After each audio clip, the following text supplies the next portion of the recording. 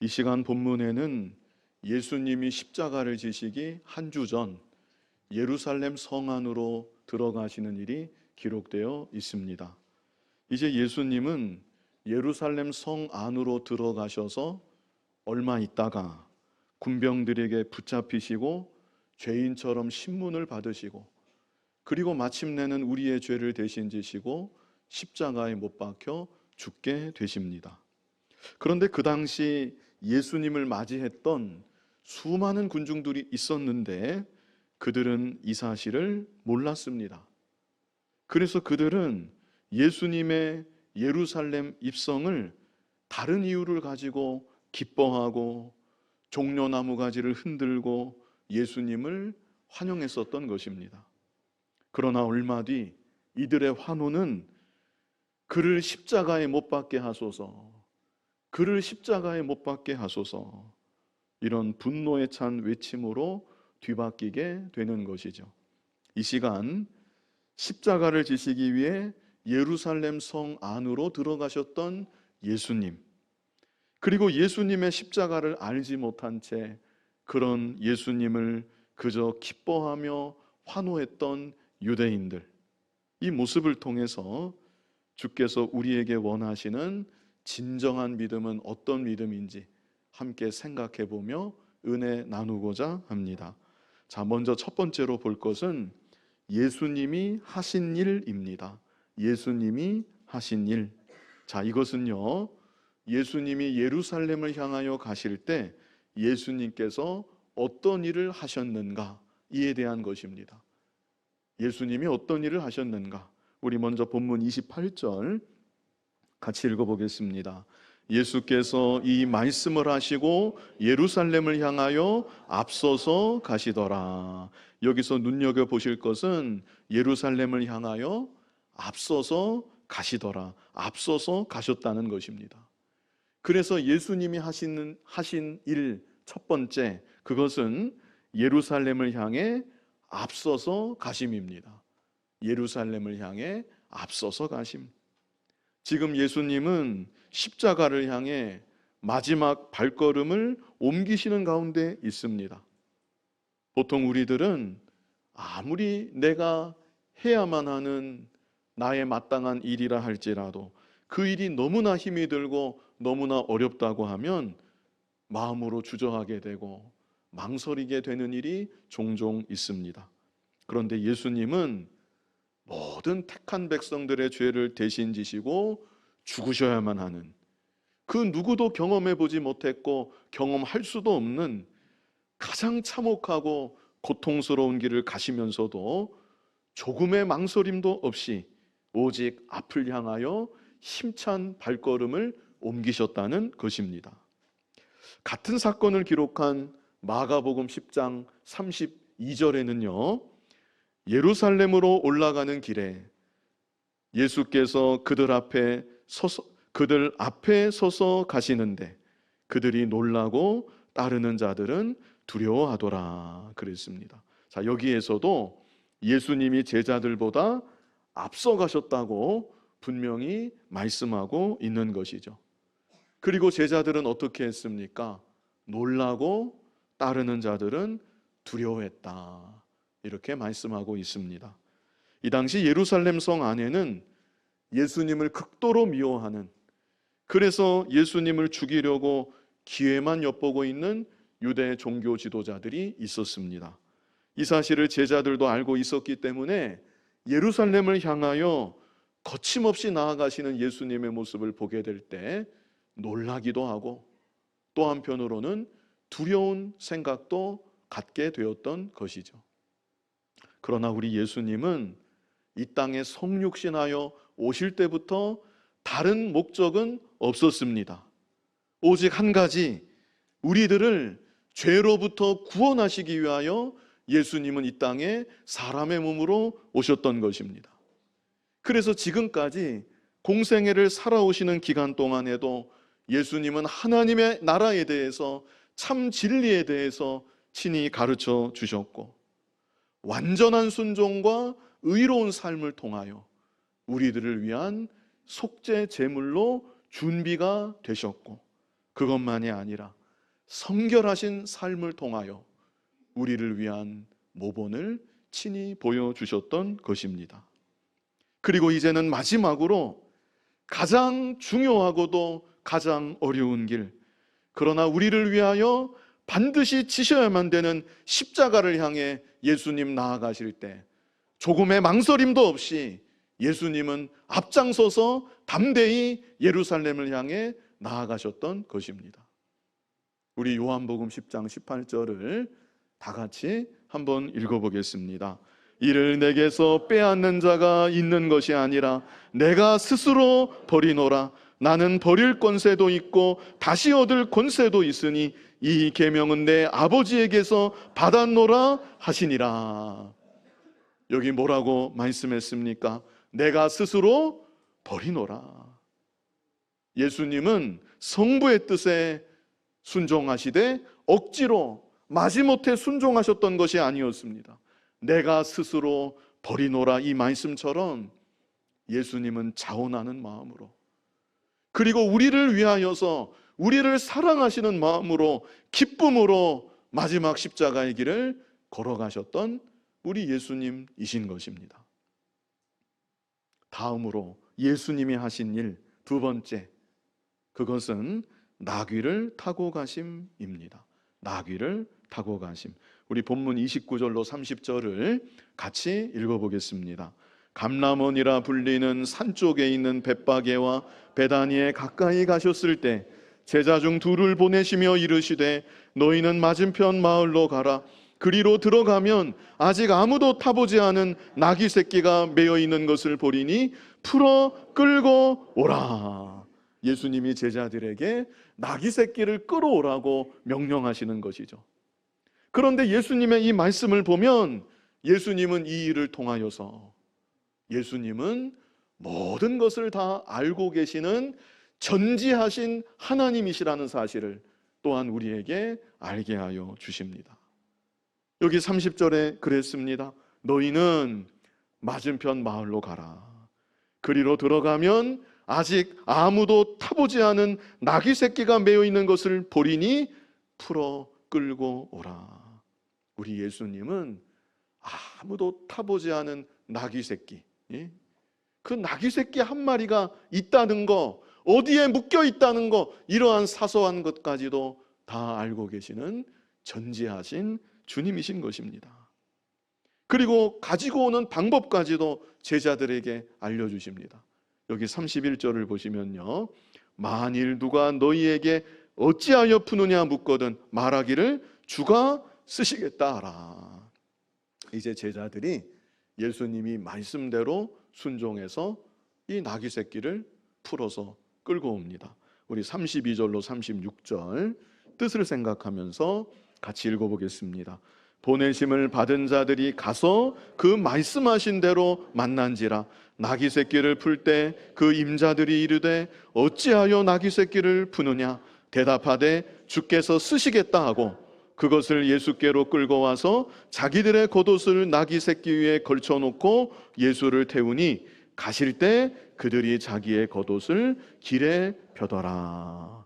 그래서 예수님은 예루살렘 성에 들어가실 때 먼저는 앞서서 들어가셨던 예수님이시고, 그리고 나귀 새끼를 타고 들어가셨던 우리 예수님이십니다. 그렇다면 예수님이 나귀 새끼를 타고 예루살렘 성 안으로 들어가시는 것에는 어떤 의미가 있는가? 자, 먼저는요, 이 일은 구약의 예언을 성취하시는 일이었습니다. 스가랴 9장 9절을 우리 다 같이 읽어보겠습니다.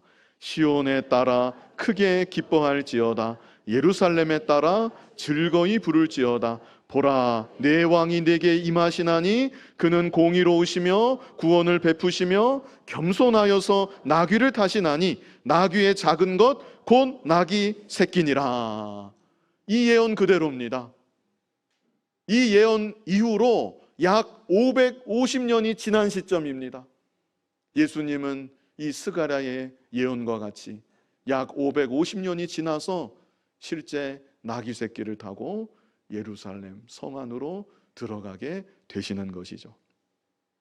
예수님께서 나귀 새끼를 타고 가심에는 또 다른 중요한 의미가 있습니다. 그것은 예수님이 겸손과 평화의 왕으로 오셨다는 것을 나타내고 있는 것입니다.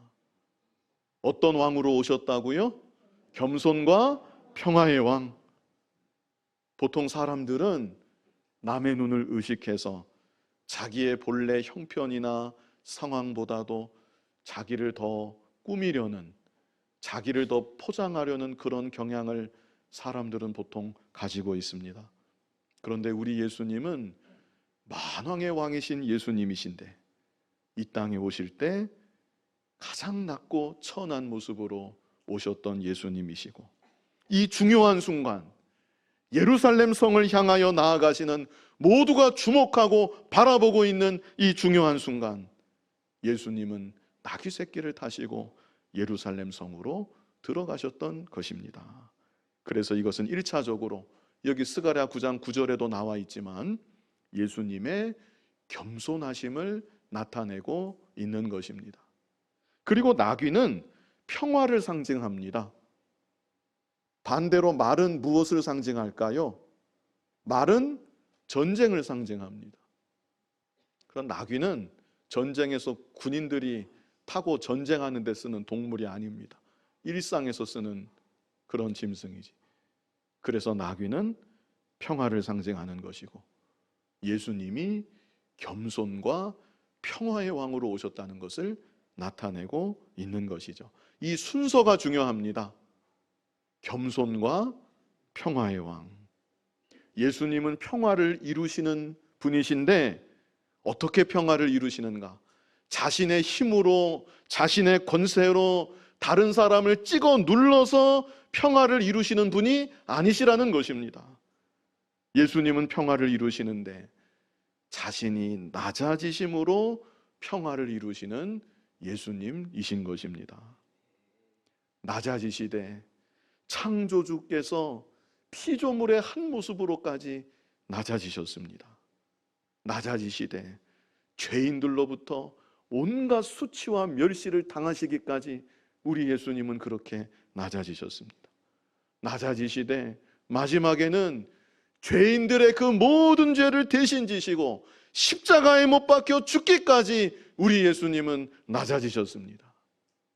그래서 예수님은 마침내 우리의 구속을 이루시고 예수님의 십자가 대속을 믿는 모든 자들로 하여금 하나님과 평화를 누리게 하여 주신 것입니다. 그리고 하나님의 자녀로서 주님 안에서 참된 평화를 누리면서 살아가게끔 인도하시는 우리 예수님이신 것입니다. 이것이 바로 예루살렘을 향해 가시며 예수님이 하신 일입니다. 먼저는 예루살렘을 향해 앞서서 가신 예수님이시다. 십자가를 향해, 그 고통의 십자가, 수치의 십자가를 향해 나아가실 때 우리를 위해 조금의 망설임도 없이 기쁨으로 나아가셨던 예수님. 그리고 예수님은 나귀를 타고 가셨다. 겸손과 평화의 왕으로 오신다는 것을 나타내시며 예루살렘 성 안으로 들어가셨던 것입니다. 그렇다면 이런 예수님을 맞이하는 군중들은 무슨 일을 했는가? 군중들이 한 일 첫 번째는 자기들의 겉옷을 길 위에 펴드린 것입니다. 자기들의 겉옷을 길 위에 펴드림. 36절에 그랬습니다. 가실 때 그들이 자기의 겉옷을 길에 펴더라.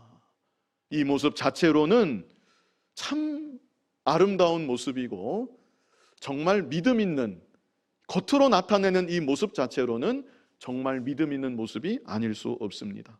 자신들이 돌릴 수 있는 최고의 영광을 예수님께 돌리는 것이죠. 이 당시 겉옷이 얼마나 귀했는지 모릅니다.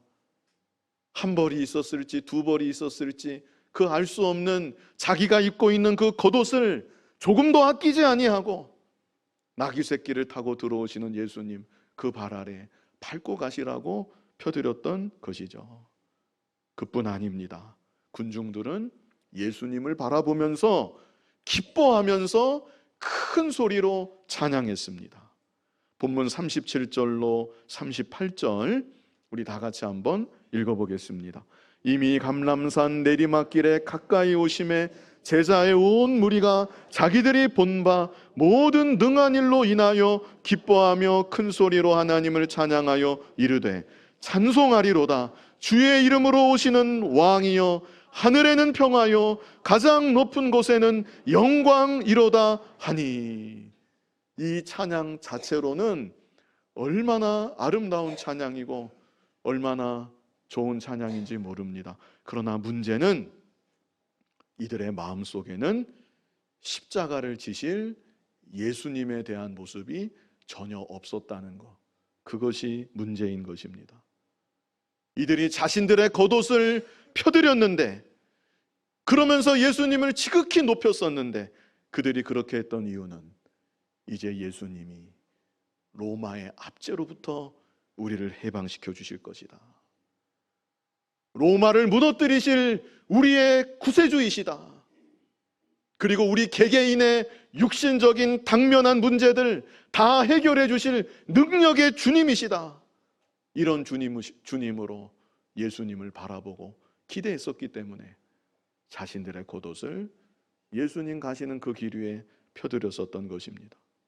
37절을 여기 보시면 이들이 왜 그토록 큰 소리로 찬양을 했는지 그 이유가 여기 어렴풋이 여기 나와 있습니다.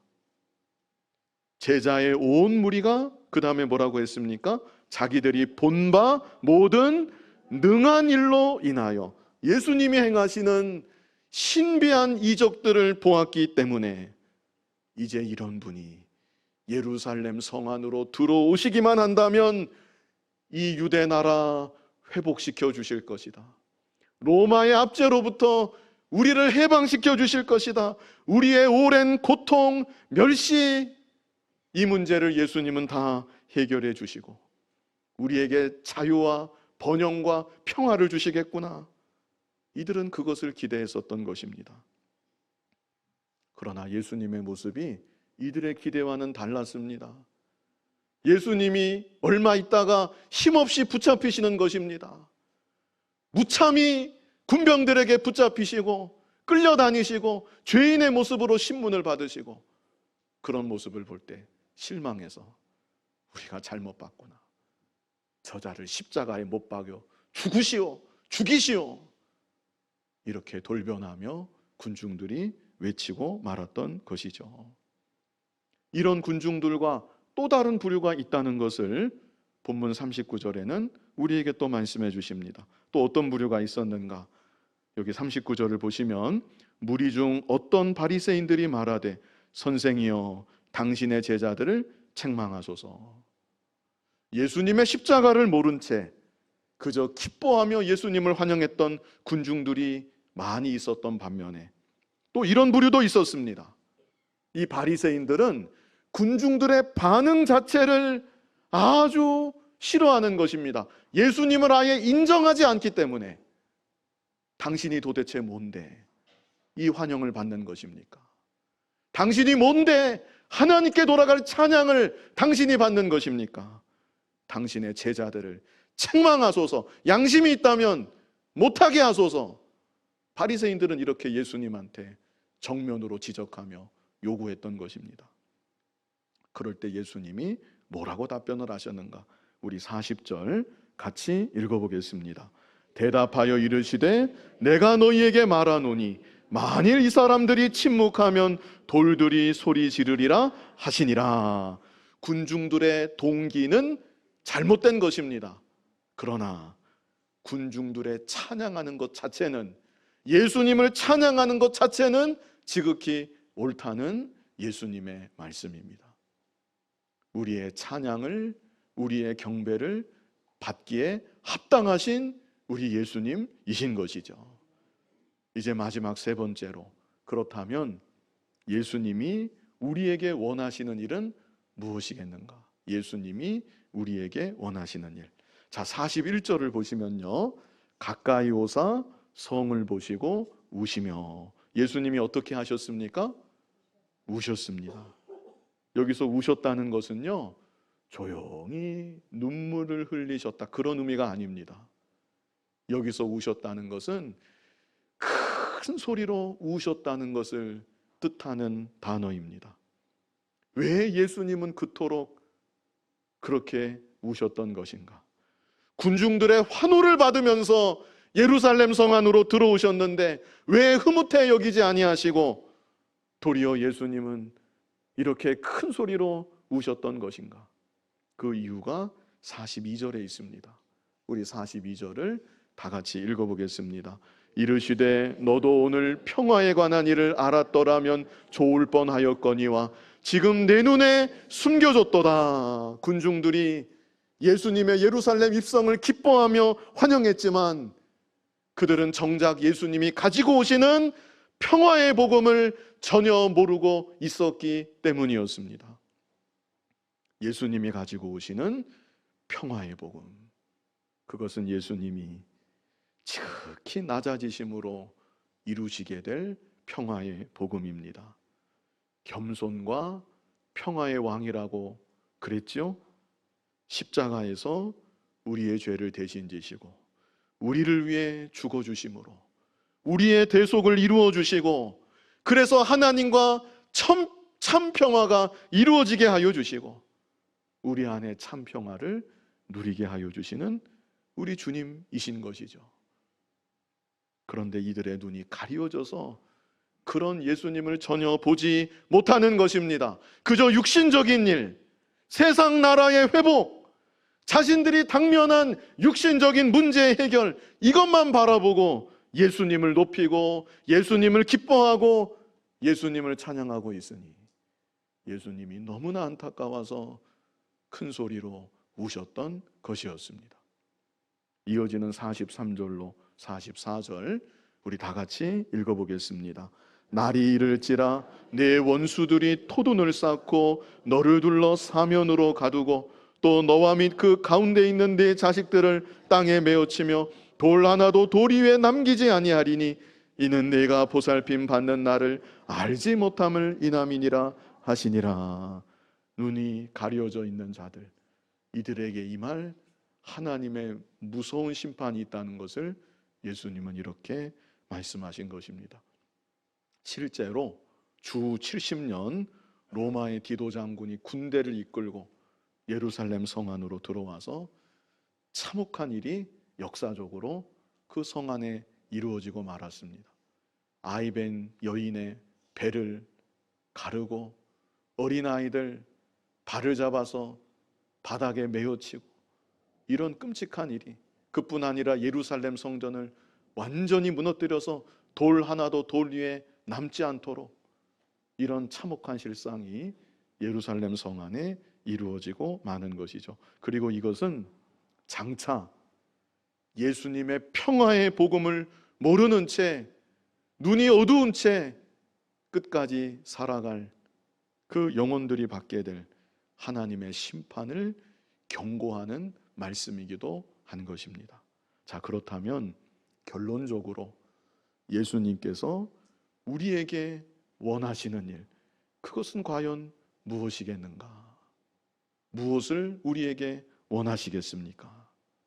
예수님이 가장 원하시는 것, 그것은 예수님의 십자가 대속을 믿고 바라보는 것입니다. 예수님 당시 바리새인들은 예수님을 아예 인정조차 하지 않았습니다. 이와는 다르게 예수님 당시 수많은 군중들은 예수님이 가시는 그 길 위로 자신들의 겉옷을 벗어서 깔아드리고, 그뿐 아니라 예수님을 바라보며 기뻐하고 환호하고 찬양하며 예수님께 영광을 돌렸었습니다. 그러나 이들에게는 예수님의 십자가 대속을 믿고 바라보는 믿음은 없었던 것입니다.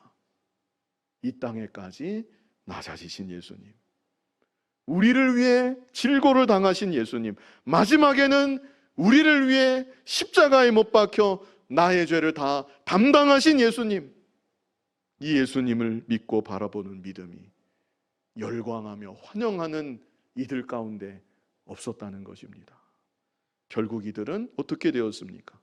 그들의 마음과 그들의 욕심에 예수님이 부합하지 않다는 것을 깨닫게 되었을 때 저자를 십자가에 못 박아 죽이시오. 예수님을 거부하고 예수님을 외면하고 말았던 것이죠. 오늘날 우리들은 왜 예수님을 바라보는 것입니까? 왜 예수님을 향해 엎드려 절하는 것이고, 왜 예수님을 높이는 것이고, 왜 기쁨으로 찬양하고 예수님께 영광을 돌리려 하는 것입니까? 만약 예수님의 십자가 대속을 믿지 않는다면, 예수님의 십자가 대속을 바라보지 않는다면 그 모든 행동이 예수님을 결코 기쁘게 할 수 없는 것입니다. 돌아서셔서 크게 우셨던 예수님의 모습을 우리는 기억해야 될 것입니다. 이사야 53장 4절 우리 다 같이 읽어보겠습니다. 그는 실로 우리의 질고를 지고 우리의 슬픔을 당하였거늘 우리는 생각하기를 그는 징벌을 받아 하나님께 맞으며 고난을 당한다 하였노라. 이제도 많은 사람들이 예수님이 당하셨던 질고와 슬픔이 정녕 나를 위하여, 나를 대신하여 당하신 질고와 슬픔이었다는 것을 잘 알지 못한다는 말씀입니다. 그러나 이어지는 5절과 6절을 보시면 우리 다 같이 뜻을 생각하면서 우리 마음을 기울여서 한번 읽어보겠습니다. 그가 찔림은 우리의 허물 때문이요 그가 상함은 우리의 죄악 때문이라. 그가 징계를 받음으로 우리는 평화를 누리고 그가 채찍에 맞음으로 우리는 나음을 받았도다. 우리는 다 양 같아서 그릇 행하여 각기 제 길로 갔거늘 여호와께서는 우리 모두의 죄악을 그에게 담당시키셨도다. 아멘. 고난주의를 맞아서 나를 위해 이 땅에까지 낮아지셨던 예수님, 마지막에는 나의 죄 때문에 십자가에 참혹한 고난을 당하셨던 예수님, 이 예수님을 좀 더 온전히 믿고 좀 더 온전히 바라볼 수 있는 저와 여러분이 다 되었으면 좋겠습니다. 또 한 가지 제가 추가하고 싶은 것은요, 예수님이 우리에게 원하시는 일 두 번째, 그것은 예수님이 가신 십자가의 길을 따라가는 것입니다. 예수님은 우리들을 위해 마지막 십자가의 길, 우리는 아무리 생각하려고 해도 가늠하기 어려운 그 십자가의 길을 우리 예수님은 조금의 망설임도 없이 우리를 위하여 기쁨으로 가셨습니다. 그렇다면 우리들, 나를 위해 죽으시고 나를 위해 다시 사신 주님을 바라보면서 오늘날 내게 주신 십자가 나도 잘 지고 주님 가신 그 길을 힘써 따라가야 마땅한 것입니다. 우리 빌립보서 2장 5절 다 같이 읽어보겠습니다. 너희 안에 이 마음을 품으라. 곧 그리스도 예수의 마음이니. 그리고 이어지는 6절로 11절 우리 뜻을 생각하면서 읽어보겠습니다. 그는 근본 하나님의 본체시나 하나님과 동등됨을 취할 것으로 여기지 아니하시고 오히려 자기를 비워 종의 형체를 가지사 사람들과 같이 되셨고 사람의 모양으로 나타나사 자기를 낮추시고 죽기까지 복종하셨으니 곧 십자가의 죽으심이라. 이러므로 하나님이 그를 지극히 높여 모든 이름 위에 뛰어난 이름을 주사 하늘에 있는 자들과 땅에 있는 자들과 땅 아래에 있는 자들로 모든 무릎을 예수의 이름에 꿇게 하시고 모든 입으로 예수 그리스도를 주라 시인하여 하나님 아버지께 영광을 돌리게 하셨느니라. 아멘. 십자가 없는 부활 없습니다. 고난 없는 영광 없는 것입니다. 그러므로 우리들이 잠시 이 세상 살아가는 동안 영원한 천국의 소망 바라보고 부활 영생의 소망 바라보고 예수님 걸어가신 그 십자가의 길, 우리가 걸어가야 될 십자가의 길은 순종하는 길입니다. 예수님이 죽기까지 순종하신 게 예수님 걸어가신 십자가의 길인데 우리들도 죽기까지 순종해야 되는 것이고, 그리고 내 자신을 버리고 오직 주님을 위하여, 주님으로 인하여 살아가는 저와 여러분이 되어야 하는 것입니다. 베드로전서 2장 21절 우리 같이 읽어보겠습니다. 이를 위하여 너희가 부르심을 받았으니 그리스도도 너희를 위하여 고난을 받으사 너희에게 본을 끼쳐 그 자취를 따라오게 하려 하셨느니라. 분명하지요? 너희를 위하여 고난을 받으사 믿음으로 구원받게 하셨다. 그게 다가 아닙니다. 그리스도도 너희를 위하여 고난을 받으사, 그 다음이 뭐예요? 너희에게 본을 끼쳐 그 자취를, 고난받은 그 자취를 따라오게 하려 하셨느니라. 얼마나 분명한 말씀입니까? 우리 마태복음 16장 24절 마지막으로 같이 읽어보겠습니다. 이에 예수께서 제자들에게 이르시되 누구든지 나를 따라오려거든 자기를 부인하고 자기 십자가를 지고 나를 따를 것이니라. 나를 위해 당하신 십자가, 나를 위해 기쁨으로 담당하신 그 십자가, 우리가 온전히 믿고 온전히 바라봐야 되겠습니다. 그리고 내게 주신 십자가 잘 지고 예수님 걸어가신 그 자취를 따라 힘써 믿음의 길 걸어가며, 그래서 십자가와 부활의 주님을 향해 참으로 기뻐 받으실 만한 찬송과 영광으로 올려드리는 저와 여러분 될 수 있기를 간절히 바랍니다. 거룩하신 아버지 하나님, 완악하고 마음이 둔한 우리들에게 크신 은혜를 베풀어 주셔서 나를 위해 당하신, 나의 죄 때문에 지신 예수님의 십자가, 높이 달린 예수님을 믿고 바라볼 수 있게 하여 주시고, 내 몫에 태인 십자가 잘 지고 주님 바라보며 믿음의 길 끝까지 잘 걸어가는 우리들 모두가 되게 하여 주시옵소서. 예수님 이름으로 기도하옵나이다. 아멘.